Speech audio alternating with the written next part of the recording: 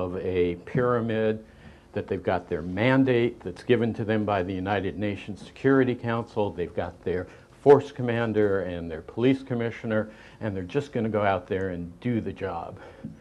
And we sit and we talk about it for a while, and they come out of an hour-long session understanding that to the extent that those days ever existed, they're gone forever. Today, an SRSG has to be a diplomat, military commander, a humanitarian relief coordinator, development expert, a personnel manager, public affairs officer, and even a psychologist.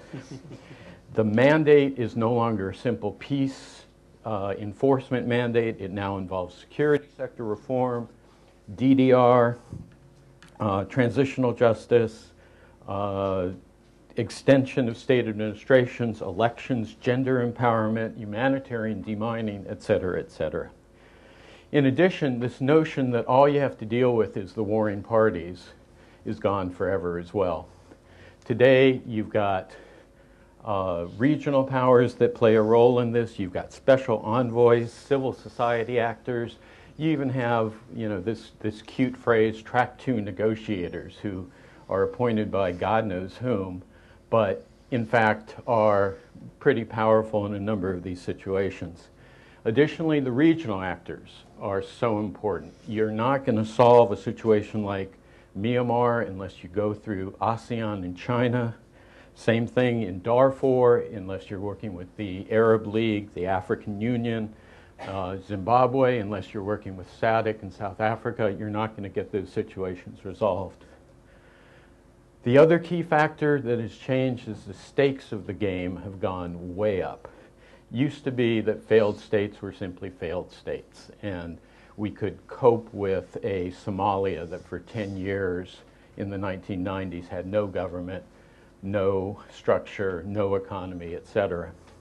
But I think we now realize that the risks of global terrorism, the risks of new routes for trafficking of persons and drugs and arms, the flood of refugees across borders and across oceans even, and the potential incubation of pandemic diseases occurs in those fragile states. The fact that Puntland has not been able to get its act together means we even have piracy returning to the world. The final factor that has changed is we no longer have the resources that we used to. We now have 100,000 troops deployed under the United Nations, some 70,000 troops deployed in other peacekeeping missions that are not UN related. We've pretty much used up that source of personnel. And in addition, the global and economic financial crisis has effectively closed the pantry to the large post-conflict donors conferences. When was the last time you ever heard anybody say we need a Marshall Plan for X country? It's out of the realm of possibility these days. We're still very good at humanitarian relief, and we're still willing to put money into that. But the later process of reconstruction is much more difficult to finance. I often like to think of it as billions for relief, but very few pennies for prevention or reconstruction. So if we have only an ounce of prevention to apply or an ounce of reconstruction, where do you apply it? The attempt to identify fragile states and states that may go into armed conflict has become pretty much a cottage industry right now. Everybody has his or her own list, but so do I. And this is based upon working at the State Department and being asked by Colin Powell to go through and actually identify these factors. And I want to highlight about 6 or 8 of the different factors. I think they're all pretty well known, but it's useful to throw them out in any case. One factor is the degree of political participation, responsive governments, and rule of law. Societies need safety valves that can allow for an adequate redress of grievances. Rapid urbanization tied with weak economies, and the way that really impacts is through youth unemployment. The fact that there are in Liberia right now 90% of the youth who do not have jobs is a real threat. It opens the door for a Fode Sanko or a Joseph Kony or a Jonas Savimbi to lure those people into a conflict situation.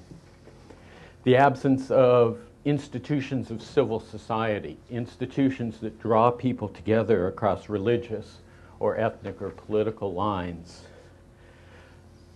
Location, location, location. We use that in real estate, but it also applies in conflict. Countries that are in good regions receive a calming effect from their region in terms of conflict. Others that are in bad regions you see a transport of armed combatants, refugees, arms flows, and destabilization. The general militarization of a society, the extent to which violence has been institutionalized, the extent to which the military and the security forces play a dominant role in the political life of the country, the extent to which arms are available not only to the actors but also to civil society. The closedness of a society, this is a very important factor.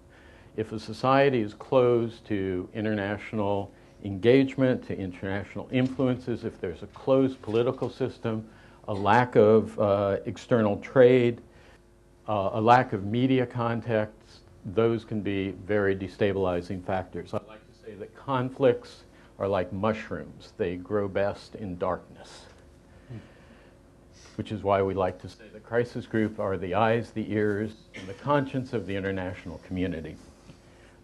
Sorry for the advertisement. And then finally, the most obvious factor is where has there been conflict in the past? The single best determinant of where conflict is about to occur is whether you've had a conflict in that country in the past 15 years. And so, contrary to what you see on your investment prospectus, the past record is an indication of future performance. If you take these factors together then, the question becomes, how do you rebuild or, in some cases, build for the first time a stable society after conflict? And I'd like to focus on 6 particular areas which I believe are interlocking circles. You can't do one without the others. They are, in fact, issues that have very interesting sequential aspects. They are contradictory in some ways, but they are also self-reinforcing in a lot of ways. And this is based upon a survey of some 20 successful and failed peace-building exercises in the last 20 years. The first factor that I'd like to stress is the question of security. Obviously, international peacekeepers can provide a bridge, but the building of credible local security forces who are quickly able to take over to provide a sense of stability, a sense of normalcy, and a rule of law to everyday life. And again, this isn't military security, this is human security we're dealing with here. Obviously, security sector reform is a key aspect of that. The same forces that fought the conflict cannot be the ones who are providing that sense of security. They have to be well-trained, disciplined, they have to be paid so they don't exploit the populations they're supposed to be protecting.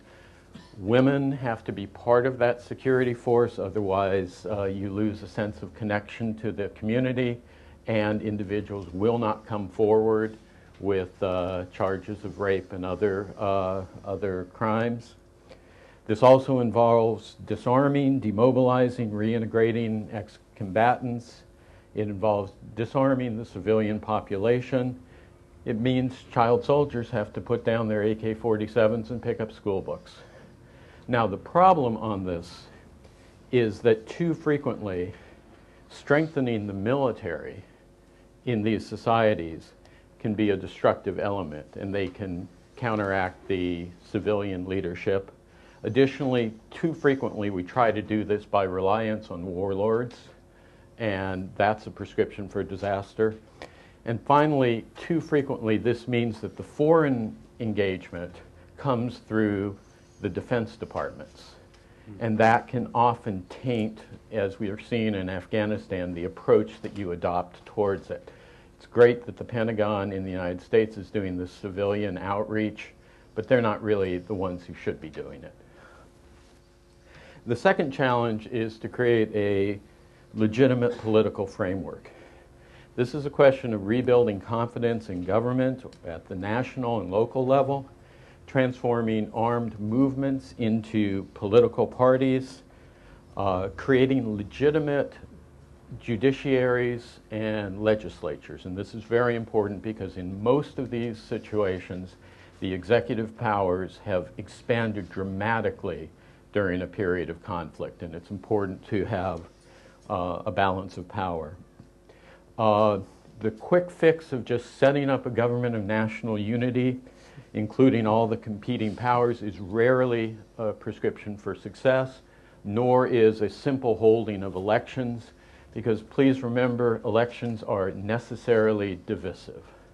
And societies that are politically immature can't handle them. They create a dispossessed minority that is going to go right back to conflict.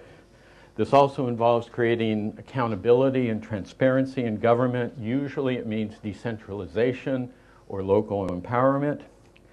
Now, the one problem with all of this is that too frequently the government that is provided its legitimacy doesn't really have what we would consider the interests of the country at heart. It can lead to a president who has legitimacy in the view of the international community, who then uses that legitimacy to enrich himself, to re-engage a military to support his continuation in power. I like to say that the power of legitimacy can indeed get you an Ellen Johnson Sirleaf, but it can also get you a Joseph Kabila. And if you think about women in Eastern Congo, it really does matter. And the international community right now cannot exercise the power and control that it needs to in a Congo-like situation.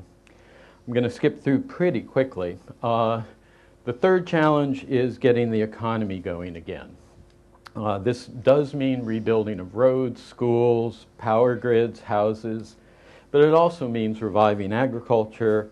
It means improving income distribution. It means dealing with land reform, and land is very frequently the cause of conflict in these societies.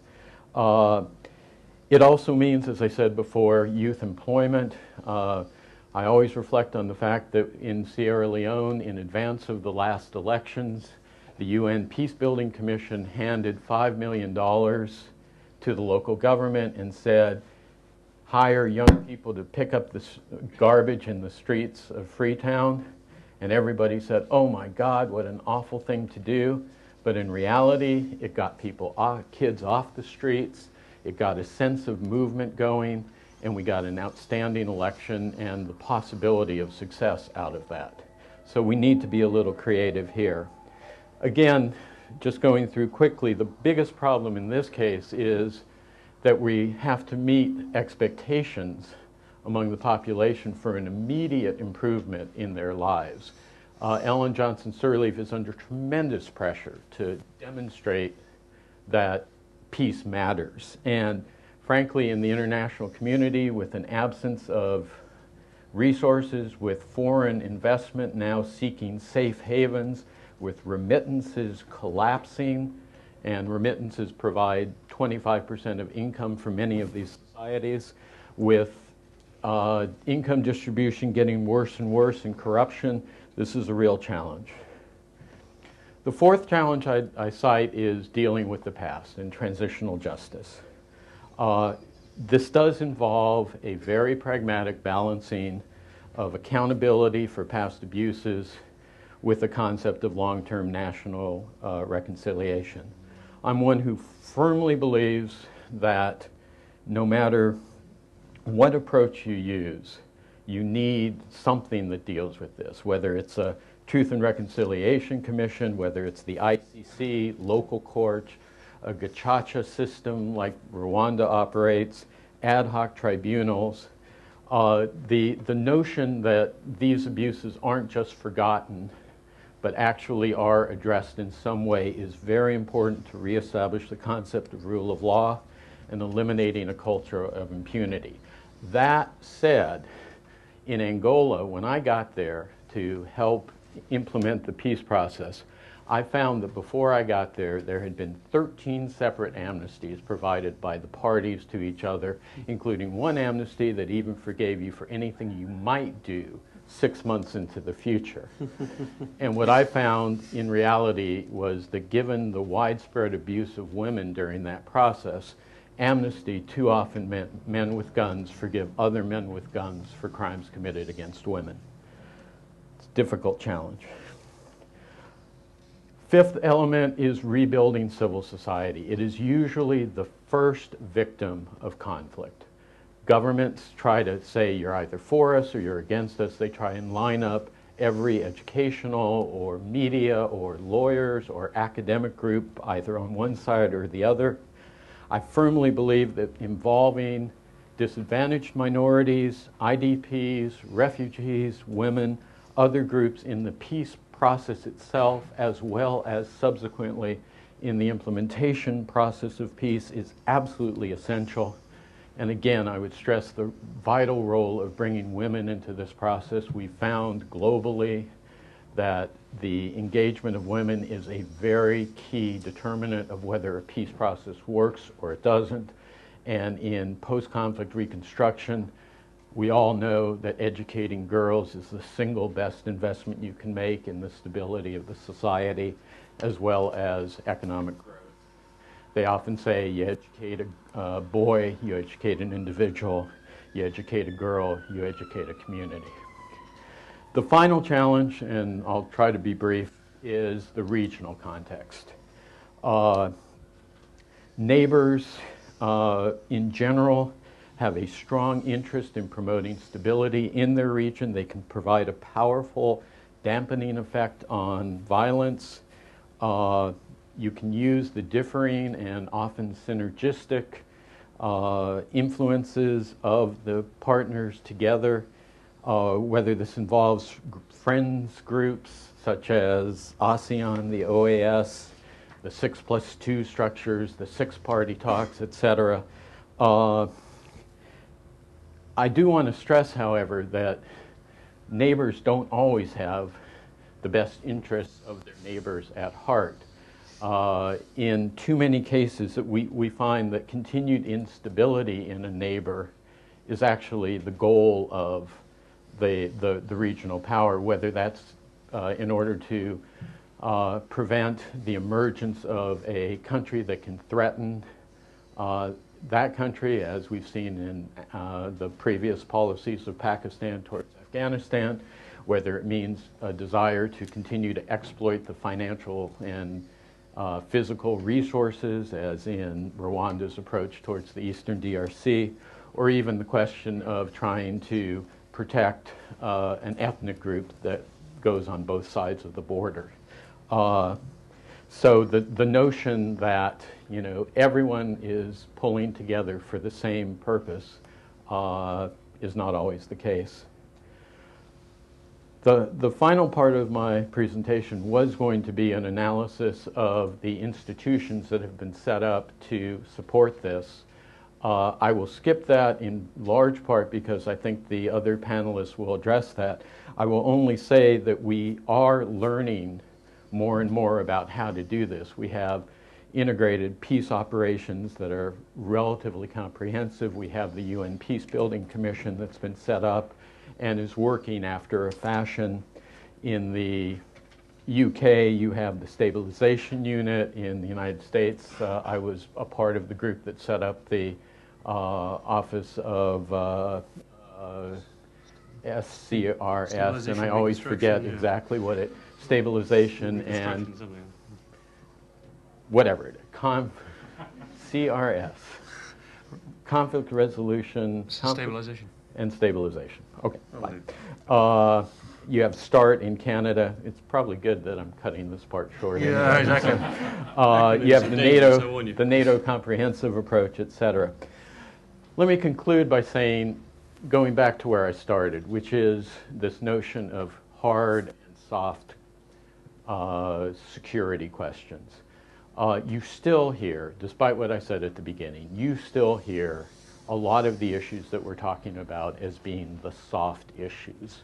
And especially as militaries proceed to implement these policies, there is a second-class citizenship for a lot of these issues. But let me tell you, as a person who's been involved in many of these exercises, there's nothing soft about holding warlords accountable for their abuses during conflict.